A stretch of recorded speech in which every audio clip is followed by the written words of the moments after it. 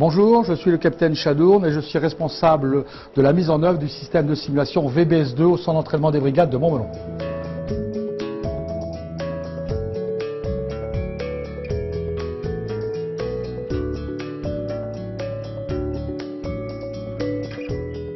Il n'existait rien pour entraîner les unités de la logistique. Donc après prospection, j'ai trouvé un logiciel civil adapté pour l'armée qui s'appelle VBS2, donc Virtual Battle Space 2, qui permet à l'heure actuelle d'entraîner dans de bonnes conditions des unités en préparation opérationnelle pour la logistique, soit pour le Liban, soit pour l'Afghanistan. Donc on a adapté le logiciel au format de la logistique. On a fait une plateforme à 30 postes, on forme les chefs d'escorte, donc celui qui va commander sous le feu. Donc là on va le mettre dans des dispositions qui vont lui arriver en une journée, il va lui arriver tout ce qui peut lui arriver en toute une vie. On va les mettre sur des vrais théâtres d'opération en 3D. Donc le joueur est en vraie immersion.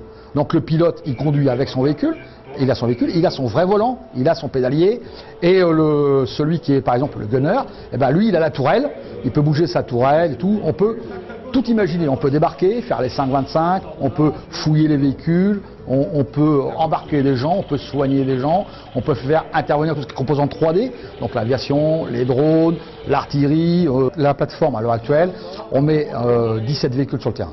Donc 17 véhicules, le carburant, les munitions sont illimitées, on a un vrai gain sur l'entraînement. Ici on ne fait pas d'instruction, donc de l'entraînement. On a fait des tests, on a entraîné nos gens d'abord sur VBS2, sur les mêmes incidents, et après on les a mis sur le terrain de Montmelon. Et on s'est aperçu qu'ils réagissent comme ils ont été entraînés. Donc on s'aperçoit qu'en fin de compte, avec VBS2, avec un coût moyen, on peut entraîner autant de fois qu'on veut les unités. Puisque l'avantage aussi de la simulation, donc il y a le coût financier, mais il y a aussi le coût qu'on peut couper et recommencer. On fait une séquence, ça se passe pas bien, et ben on coupe et on refait la séquence. Donc jusqu'à ce que les gens aient acquis le niveau à laquelle on a besoin.